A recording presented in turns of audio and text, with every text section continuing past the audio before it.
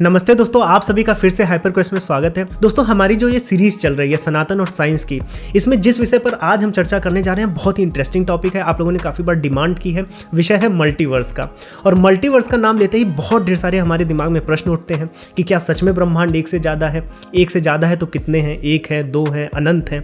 क्या हर ब्रह्मांड में पृथ्वी है, ऐसा ही जीवन है? और अगर है तो क्या वहाँ पर भी सनातन धर्म है? क्या वहाँ पर भी श्री राम जी की पूजा होती है, श्री कृष्ण जी की पूजा होती है? तो बहुत ढेर सारे सवाल उठते हैं। आप लोग लगातार मुझसे पूछते रहते हैं, इसलिए मैंने सोचा ये वीडियो बनाई जाए। और दोस्तों, विषय इतना व्यापक है, इतना गहरा है। मैंने विज्ञान पे भी काफ़ी रिसर्च की है और सनातन ज्ञान, हमारा जो वैदिक ज्ञान कहता है, उस पर भी काफ़ी रिसर्च की है। तो वीडियो थोड़ी बड़ी हो सकती है, लेकिन फिर भी मैंने कोशिश की है कि 15 से 20 मिनट में आपको पूरी नॉलेज जो है दे दी जाए। तो दोस्तों, वीडियो को अंत तक जरूर देखिएगा। और मैं गारंटी के साथ बोलता हूँ, अगर आप वीडियो को अंत तक देखते हैं तो आपकी सनातन धर्म में आस्था आज कई गुना बढ़ने वाली है। तो दोस्तों, बिना किसी विलंब के वीडियो को शुरू करते हैं।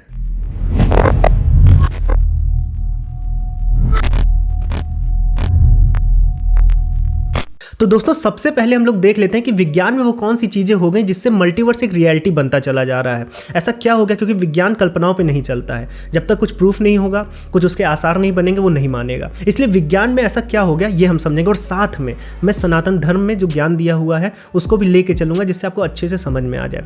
दोस्तों, विज्ञान में पिछले 100 सालों में दो चीज़ें ऐसी हुई हैं जिससे मल्टीवर्स एक रियलिटी बनता जा रहा है। दो खोजें ऐसी हुई हैं। पहली, क्वांटम इंटेंगलमेंट। मतलब क्वांटम फिजिक्स जब आई 1920 से, उसके बाद ये क्वांटम इंटेंगलमेंट का जब कॉन्सेप्ट आया, वहाँ से लगने लगा कि मल्टीवर्स हो सकता है। ये पूरा मैं समझाऊंगा। बहुत ढेर सारी वीडियोज़ है यूट्यूब पे, बहुत लंबी लंबी वीडियोज़ हैं, बहुत कॉम्प्लेक्स वीडियोज़ भी हैं। बहुत आसानी से मैं आपको समझाने वाला हूँ। और दूसरी थ्योरी जो है, जो 1980s में और 70s में डेवलप हुई थी डार्क एनर्जी की खोज के बाद, कॉस्मिक इन्फ्लेशन थ्योरी। तो ये दूसरी थ्योरी जो है, इसको भी एक एलन गथ करके थे, उन्होंने दिया था, और इस पर स्टीफन हॉकिंग ने भी काम किया है। तो ये दोनों थ्योरी जो है कैसे मल्टीवर्स को जन्म देती हैं, मैं आपको समझाऊंगा अच्छे से। दोस्तों, सबसे पहले क्वांटम इंटेंगलमेंट समझते हैं और कैसे उससे मल्टीवर्स बन सकता है। क्वांटम इंटेंगलमेंट को समझने से पहले आपको क्वांटम सुपरपोजिशन को समझना पड़ेगा। अब ये बड़े बड़े खतरनाक वर्ड्स लग रहे हैं, क्वांटम फिजिक्स के वर्ड्स हैं। आपको मैं समझा देता हूँ कि होता क्या है। एक्चुअल में क्वांटम फिजिक्स का जो बेस है, जो कोर है, वो हाइजेनबर्ग प्रिंसिपल है। मैंने उस पर एक रील बनाई थी कि अगर आप सब एटॉमिक स्तर पे जाएं, मतलब ये हमारी दुनिया नहीं, आप उस साइज में चले जाएं जहाँ पे एटम्स होते हैं, इलेक्ट्रॉन्स हैं। एटम्स के अंदर की दुनिया है, प्रोटॉन है, न्यूट्रॉन है, उसके अंदर क्वार्क्स हैं, इलेक्ट्रॉन्स हैं।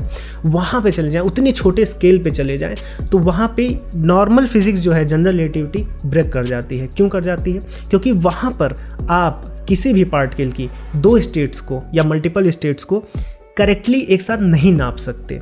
अब ये समझ में नहीं आता है लोगों को कि ये क्या है, ऐसा क्यों होता है।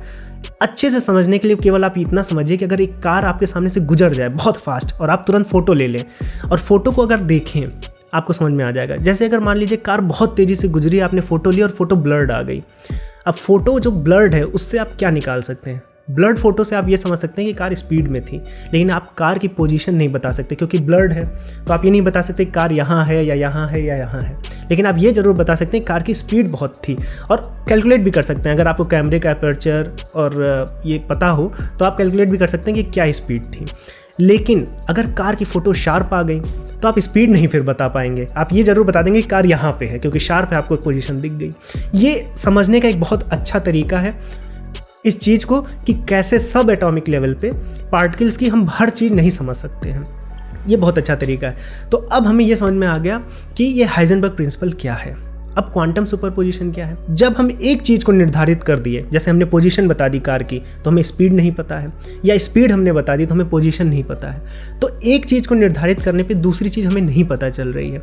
दूसरी चीज़ की प्रोबेबिलिटीज़ हो सकती हैं, एग्जैक्ट नहीं हमें पता है, लेकिन उसके अलग अलग जो रिजल्ट्स हो सकते हैं उनकी प्रोबेबिलिटी हो सकता है कि ये चीज़ होने की प्रोबेबिलिटी 50% है, किसी की 52% है। तो ये जो प्रोबेबिलिटीज़ का एक फंक्शन बनता है, इसको मैथमेटिकल फंक्शन बनाते हैं। तो आपने एक इनपुट दिया, चाहे वो आप स्पेस में एक पॉइंट का इनपुट दे दें या टाइम का इनपुट दे दें, फिर जो दूसरी स्टेट है, आपने एक चीज़ दे दी अपनी तरफ से, दूसरी स्टेट की एक प्रोबेबिलिटी निकल के आती है। इसी को वेव फंक्शन बोलते हैं। अब ये वेव फंक्शन अलग अलग तरह का हो सकता है, अलग अलग स्टेट्स के लिए हो सकता है। आपने एक्स दिया, मोमेंटम निकल के आ रहा है, या स्पिन निकल के आ रही है, वाइब्रेशन निकल के आ रहा है। तो अलग अलग तरह की स्टेट्स के लिए अलग अलग फंक्शन हो सकते हैं। इसीलिए इनका जनरलाइज जो फॉर्म है, जिसको वेव फंक्शन बोलते हैं, उसको बोलते हैं श्रोडिंजर्स फंक्शन। अब इस वेव फंक्शन से कैसे क्वांटम सुपरपोजिशन और क्वांटम इंटेंगलमेंट को समझा जा सकता है? क्वांटम सुपरपोजिशन कुछ नहीं है, सुपरपोजिशन इसलिए बोलते हैं कि जो सारी स्टेट्स हैं, जैसे मैंने बताया कि हमने पोजीशन पा ली कार की, लेकिन हमें स्पीड नहीं पता है। अब उसकी स्पीड 20 किलोमीटर पर घंटे भी हो सकती है, 30 भी हो सकती है, 22 भी हो सकती है। तो क्या ये सारी स्टेट सुपरपोज्ड हैं? कुछ भी हो सकता है, रैंडम हो सकता है। वो कैसे निकलेगा? इसी वेव फंक्शन से। जब हम उसमें ये पोजीशन डालेंगे कार की कि हाँ भाई कार की पोजीशन यहाँ है तो क्या स्पीड होगी, तो फिर वो एक प्रोबेबिलिटी निकल के आएगी कि हो सकता है कि इसकी स्पीड, इस स्पीड की प्रोबेबिलिटी इतनी है। तो ये क्या है कि इसमें मिसअंडरस्टैंडिंग बहुत हुई है। क्वांटम सुपरपोजिशन को अच्छे से लोग समझ नहीं पाते, क्योंकि वर्ड जो है थोड़ा सा ऐसे लगता है कि सुपरपोज्ड हैं सारी चीज़ें। मतलब कार की एक ही समय पे 20 भी स्पीड थी, 30 भी स्पीड थी, 40 भी स्पीड थी, ये समझ लेते हैं लोग कि सारी चीज़ें एक साथ हो रही हैं। ऐसा नहीं है। वर्ड थोड़ा सा सुपरपोजिशन डिस्ट्रैक्ट करता है, लेकिन रैंडमनेस आप समझिए। मैं बोलूँगा सुपरपोजिशन को आप रैंडमनेस समझिए कि एक ही चीज़ होगी, स्पीड एक ही होगी कार की, लेकिन कुछ भी हो सकती है। यही रैंडमनेस है, इसी को क्वांटम सुपरपोजिशन कहते हैं। आपको अब क्वांटम सुपरपोजिशन समझ में आ गया कि मतलब एक फंक्शन से जो प्रोबेबिलिटीज़ निकलती हैं, अलग अलग स्टेट्स की प्रोबेबिलिटीज़ होती हैं, तो वो प्रोबेबिलिटीज़ एक साथ होती हैं, तो कोई भी स्टेट रैंडमली निकल के आ सकती है। इसीलिए इस सारी स्टेट्स क्या हैं, एक साथ सुपरपोज्ड हैं। इसी को क्वांटम सुपरपोजिशन कहते हैं। अब आपको क्वांटम सुपरपोजिशन समझ में आ गया तो मैं आपको क्वांटम इंटेंगलमेंट समझा देता हूँ। दोस्तों, क्वांटम इंटेंगलमेंट में आपको बहुत ढेर सारी वीडियोज़ मिल जाएंगी। मैं एक लाइन में आपको समझा दूँ कि अगर दो पार्टिकल्स के लिए एक ही वेव फंक्शन काम कर रहा है तो दोनों पार्टिकल्स एक दूसरे के साथ क्वांटम इंटेंगलमेंट में हैं। खत्म। यही है क्वांटम इंटेंगलमेंट। अब ये दो पार्टिकल्स के बीच हो सकता है, 3 पार्टिकल्स के बीच हो सकता है, 10 के साथ हो सकता है, 100 के साथ होता है, इनफैक्ट हमारे पूरे यूनिवर्स के साथ हो सकता है। इसलिए हमारे पूरे यूनिवर्स का एक वेव फंक्शन है। अब ये अद्भुत नहीं है? हमें यही तो बताया जाता है कि हमारी जो आत्मा है परमात्मा से जुड़ी हुई है। हमारी मतलब मेरी, आपकी, सबकी कैसे परमात्मा से जुड़ी हुई है। यही क्वांटम इंटेंगलमेंट है। और यही सांख्य योग भी बोलता है। सांख्य योग क्या बोलता है कि प्रकृति और पुरुष से सृष्टि की रचना हुई है। कैसे रचना होती है? पुरुष जो है प्रकृति में लिप्त हो जाता है। लिप्त हो जाने का मतलब क्या हुआ?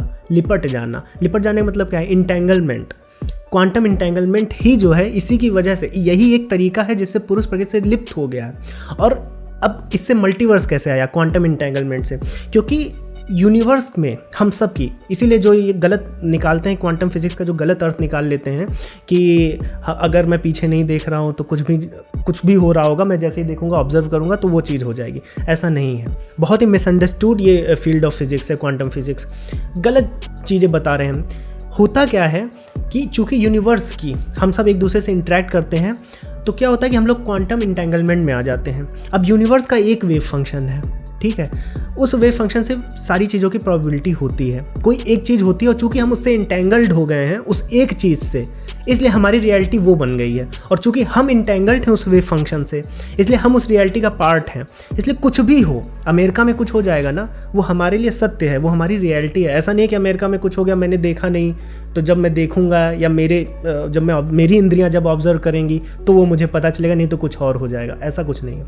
अमेरिका में जो हुआ, यहाँ मैं जो बोल रहा हूँ वो आपके लिए भी सत्य है, क्योंकि पूरा यूनिवर्स एक क्वांटम इंटेंगलमेंट में है।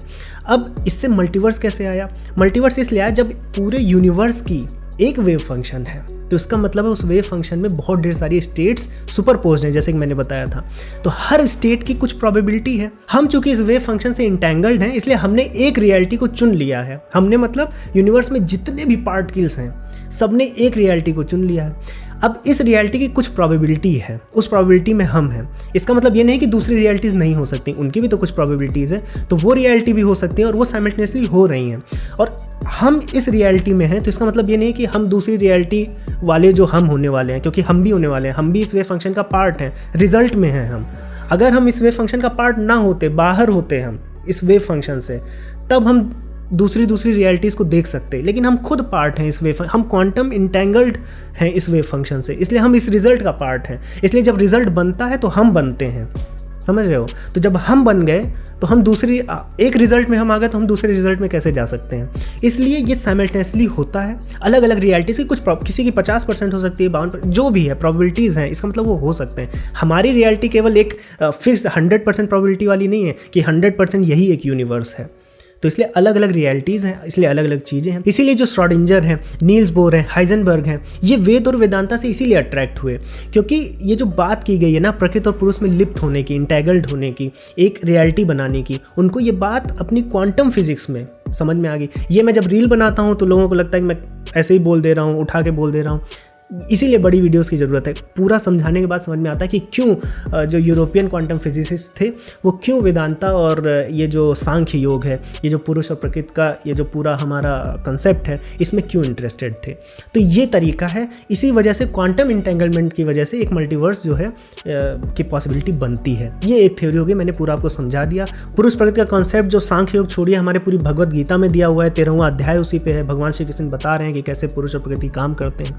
तो इसीलिए भगवत गीता से भी बहुत ज़्यादा यूरोपियंस जो हैं प्रभावित हो गए। तो दोस्तों ये एक थ्योरी होगी। अब चलते हैं दूसरी थ्योरी की तरफ। दोस्तों जो दूसरी थ्योरी है इन्फ्लेशन थ्योरी, जिसको कॉस्मिक इन्फ्लेशन थ्योरी भी कहते हैं, जो 70s में मैंने बताया आई।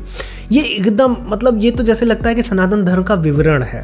मतलब मैंने जब इसको पढ़ा है और इसके बारे में अपने धर्म में पढ़ा है, पूरा एकदम आपको हूबहू मिल जाएगा। दोस्तों अगर ये वीडियो लंबी हो रही है तो मैं इसका पार्ट 2 बना, ये जो पूरी थ्योरी है ये पार्ट 2 में ले आऊँगा, इसके मल्टीवर्स के पार्ट 2 में देख लीजिएगा। लेकिन ये पार्ट 2 बहुत इंपॉर्टेंट होने वाला है, इसमें आपको बहुत अद्भुत चीज़ें मिलने वाली हैं। मैंने दोनों में रिसर्च किया और रेफरेंस के साथ बताऊँगा, ऐसा नहीं कि बता दिया बस छोड़ दिया। कहाँ पर लिखा है, किस जगह पर दिया है, कौन सी कहानी है, कौन सा श्लोक है, सब बताएंगे।